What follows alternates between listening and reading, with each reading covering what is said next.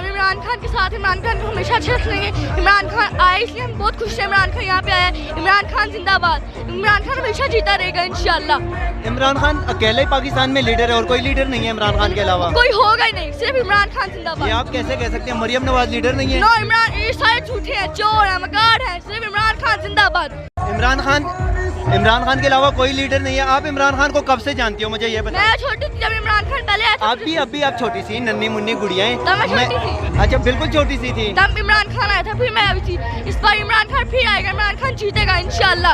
इमरान खान के अलावा कोई लीडर नहीं होगा। इमरान खान जिंदाबाद, पूरी दुनिया में इमरान खान। दुआ करती हो इमरान खान के लिए? बहुत ज्यादा दुआ करती हूँ। कोई कैसे दुआ करती हो, जरा दुआ करके बताएं जरा। मैं कहती हूँ अल्लाह इमरान खान को हमेशा ऊपर रखे, उसके अलावा कोई ऊपर ना है। सिर्फ इमरान खान जिंदाबाद, इमरान खान के अलावा कोई ऊपर ना है। इमरान खान जिंदाबाद।